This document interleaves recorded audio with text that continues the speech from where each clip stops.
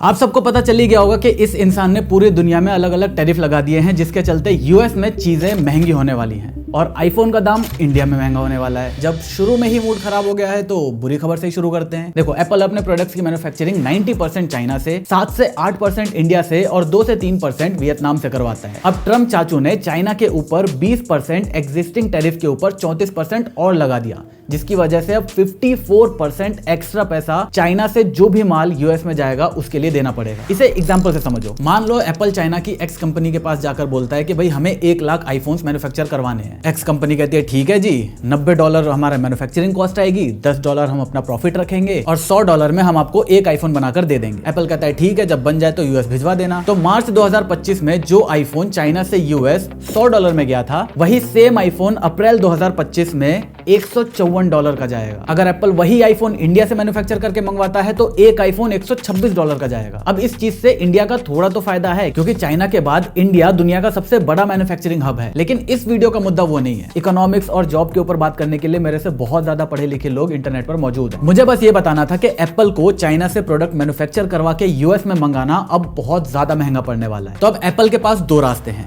या तो वो ये सारा कॉस्ट कस्टमर के ऊपर डाल दे, जिससे आईफोन का दाम बहुत ज्यादा बढ़ जाएगा, या फिर ये सारा कॉस्ट खुद एब्जॉर्ब करे, जिसकी वजह से प्रॉफिट्स इनके बहुत कम हो जाएंगे। अब मैंने ढूंढने की कोशिश करी, मुझे एप्पल के प्रॉफिट्स तो नहीं मिले, लेकिन मुझे रेवेन्यू जरूर मिल गया, जो पिछले 4 सालों से कांस्टेंट है, इवन घट रहा है। तो जब रेवेन्यू घट रहा है तो प्रॉफिट का भी कुछ ऐसा सा ही हाल होगा। तो मुझे नहीं लगता कि वो लोग अपने प्रॉफिट को थोड़ा भी हैम्पर होने देंगे। इसीलिए ज्यादा चांसेस यही है कि आईफोन और दूसरे एप्पल प्रोडक्ट्स के दाम बढ़ने वाले हैं। अब तुम्हारा काउंटर क्वेश्चन ये हो सकता है कि भाई चाइना से अगर कोई चीज यूएस जा रही है तो यूएस के अंदर प्रोडक्ट्स महंगे होंगे ना, उसका हमसे क्या लेना देना। अगर आईफोन इंडिया में बन रहा है और इंडिया में ही बिक रहा है, या फिर मैकबुक चाइना में बन रहा है और इंडिया में बिक रहा है, तो उसमें तो कोई भी चेंज नहीं आया। पैसा तो उस चीज पे बढ़ा है जो चाइना में बन के यूएस जा रहा है। हाँ, तुम्हारा लॉजिक बिल्कुल सही है और टेक्निकली होना भी यही चाहिए। लेकिन अगर मैं धंधा कर रहा होता तो मैं सबसे पहले उन कस्टमर्स का सोचता जहां से मुझे सबसे ज्यादा बिजनेस मिलता है। और हम सबको पता है कि एप्पल का सबसे बड़ा मार्केट यूएस है, जहां से उसके टोटल रेवेन्यू का 35% हिस्सा आता है। इंडिया का नाम तो अलग से इस लिस्ट में है भी नहीं। तो अगर एप्पल दाम बढ़ाएगा तो इंडिया या ऐसी जगहों पर बढ़ाएगा जहां पर उसके कस्टमर अभी उतने ज्यादा नहीं है। क्योंकि अगर इंडियंस ने आईफोन्स को बाय करना छोड़ दिया तो एक बार को एप्पल सह लेगा, लेकिन अगर यूएस वालों ने बाय करना बंद कर दिया तो एप्पल के एल लग जाएंगे। तो इस पूरी कहानी का तात्पर्य यही है कि आईफोन 17 और बीबीडी में मिलने वाला आईफोन का दाम शायद बढ़ने वाला है। अब दूसरी बुरी खबर सुनो। कई लोगों के लिए कम बजट के अंदर, अगर वो लोग 80,000 को कम मानते हैं, तो कम बजट के अंदर बड़ी बैटरी और बड़ी डिस्प्ले वाला फोन अवेलेबल था, जिसे हम आईफोन 15 प्लस या 16 प्लस कहते थे। लेकिन इस बार से वो खत्म होने वाला है। इसकी 2 वजह हैं। पहला, आईफोन 15 सीरीज में जितने भी फोन बिके हैं उसमें आईफोन 15 प्लस का केवल 9% हिस्सा और 16 सीरीज जितनी बिकी है उसमें 16 प्लस का केवल 7% हिस्सा है। जिसका मतलब ये है कि लोगों को प्लस सीरीज में इंटरेस्ट नहीं है, तो एप्पल क्यों ही बनाए। सही बात है। दूसरी वजह यह है कि इस बार के सारे आईफोन्स में हमें प्रोमोशन डिस्प्ले मिलने वाली है। तो मेरे हिसाब से जो 17 प्लस होता उसमें प्रोमोशन डिस्प्ले, बड़ी बैटरी, बड़ा डिस्प्ले, जब ये कॉम्बिनेशन मिलता तो शायद कहीं ना कहीं उनकी प्रो मैक्स की जो सेल है उस पर इफेक्ट पड़ता। इसीलिए उन्होंने इस ऑप्शन को ही हटा दिया। खैर, प्लस मॉडल नहीं आ रहा, उसकी जगह पर आ रहा है आईफोन 17 एयर। सबसे पहले इसका डिजाइन देख लो। इफ यू नो कि ये डिजाइन कहां से उठाया गया है, और मुझे बस ये देखना है कि इससे क्या गूगल की फ्री मार्केटिंग होती है या फिर एप्पल को इतना भरोसा है कि गूगल की डिजाइन लैंग्वेज को कोई पहचानेगा ही नहीं और बाद में सब ये कहेंगे कि गूगल ने एप्पल की कॉपी करी है। देखो, अभी एप्पल के पास 3 कैटेगरी है, 16E, 16 और 16 प्रोज, the good, the better and the best. तो ये 17 एयर प्लेस कहां पर होगा, क्योंकि 17E और 17 के बीच में तो जगह है नहीं, और 17 और 17 प्रो के बीच में ये एक कैमरा वाला फोन जस्टिफाई कैसे होगा वो मुझे समझ नहीं आ रहा। बट लॉजिक तो यही कहता है कि भाई 17 प्लस जब गया है तो उसी को उसी प्राइस पर रिप्लेस करेगा 17 एयर। अब बस मुझे ये देखना है कि $900 को ये लोग जस्टिफाई कैसे करते हैं, क्योंकि साइज बहुत पतला होने की वजह से इसमें बहुत सारे कॉम्प्रोमाइजेस भी किए गए हैं। जैसे सबसे पहला, इसमें आपको mmWave 5G एंटीना नहीं मिलेगा, मतलब जहां पर आपको 5G के अंदर Gbps की स्पीड मिलती थी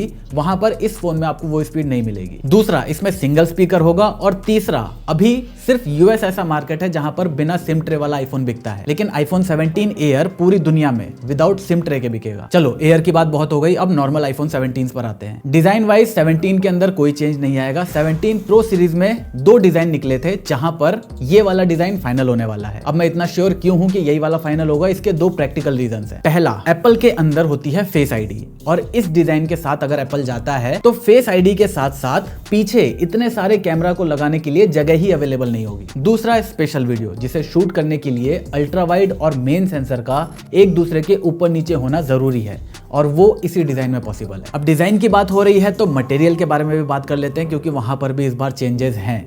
आईफोन 17, 17 प्रो और 17 प्रो मैक्स के अंदर हमें एल्यूमिनियम चेसी मिलने वाली है। इवन प्रोस के अंदर स्टेनलेस स्टील को भी हटा दिया गया। मतलब वापस जाना था तो प्रोस के लिए स्टेनलेस स्टील पर ही चले जाते, बट सबको यहाँ पर एल्यूमिनियम ट्रीटमेंट ही मिलेगा। बट एप्पल का यही कहना है कि वो 2030 तक कार्बन न्यूट्रल होना चाहते थे और ये स्टेप उनको कार्बन न्यूट्रल होने में हेल्प करेगा। ऑल्दो मुझे नहीं लगता कि एल्यूमिनियम फ्रेम होने के बाद भी इन हैंड फील में एज सच कोई डिफरेंस फील होगा, बट जो लोग अपने फोन को बिना केस के यूज करते हैं उनके लिए थोड़ी सी दुख की बात तो जरूर है। अब ऐसा नहीं है कि टाइटेनियम कंप्लीटली हट गया है।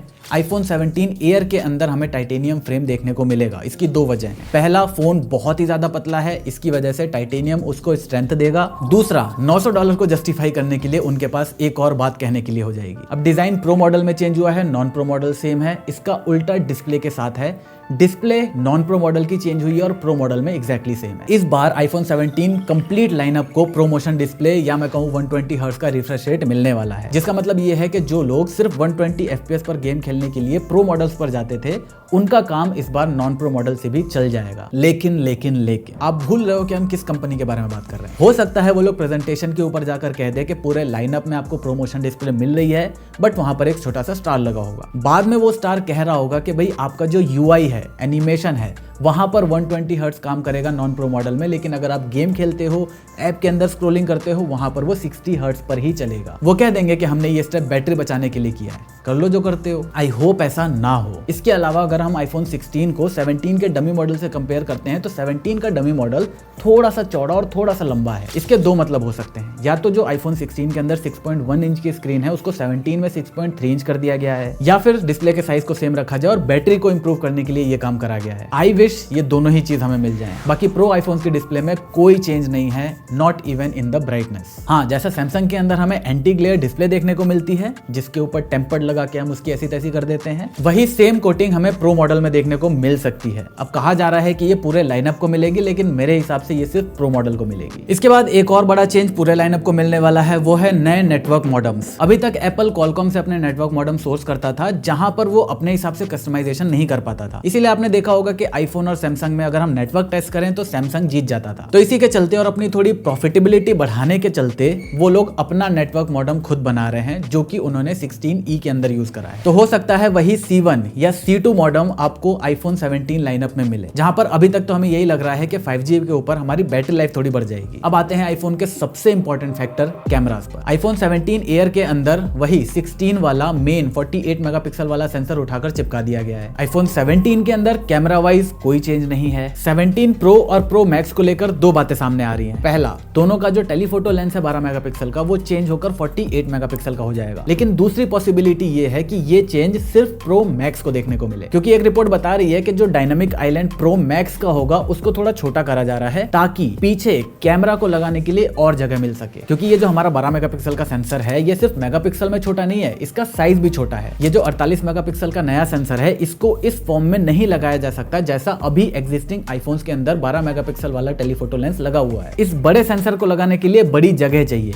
इसी वजह से सिर्फ प्रो मैक्स के अंदर डायनामिक आइलैंड के छोटे होने की खबर थोड़ी सी जस्टिफाई कर जाती है। तो मेरे हिसाब से इस बार भी प्रो और प्रो मैक्स के अंदर एक ठीक ठाक डिफरेंस आने वाला है। हाँ, अच्छी बात यह है कि 24 मेगापिक्सल का जो फ्रंट कैमरा है वो पूरे लाइनअप को दिया जा रहा है, जिसकी बहुत ज़्यादा ज़रूरत थी, क्योंकि कंपटीशन फ्रंट कैमरा के मामले में एप्पल से काफ़ी आगे निकल चुका था। इसके बाद परफॉर्मेंस के लिए हमें as usual A19 pro models के लिए और A19 नॉर्मल 17 के लिए मिलने वाला है। अब 17 एयर के लिए थोड़ा सा और ट्विस्ट है, क्योंकि यहाँ पर A19 काफ़ी ज़्यादा पावरफुल चिप होने वाली है, तो उसको पतले फॉर्म फैक्टर में विदाउट हीट के यूज कर पाना थोड़ा मुश्किल है। इसीलिए 17 एयर के अंदर जो A19 है उसमें एक GPU कोर कम होगा। और ये जो A19 और A19 प्रो चिप है, ये 2 नैनोमीटर पर नहीं बनने वाली, ये अभी भी TSMC के 3 नैनोमीटर पर ही बनेगी। इसके अलावा A19 प्रो की परफॉर्मेंस को सस्टेन बनाने के लिए इस बार एप्पल वेपर कूलिंग चेंबर का यूज कर सकता है, जो एंड्रॉइड काफी सालों से कर रहा है। अभी तक एप्पल सिर्फ ग्रेफीन शीट का यूज करता है अपने हीट को डिसिपेट करने के लिए। अब मैं पर्सनली चाहूंगा कि वेपर चेंबर यूज हो, क्योंकि गेम खेलने पर यह फोन हीट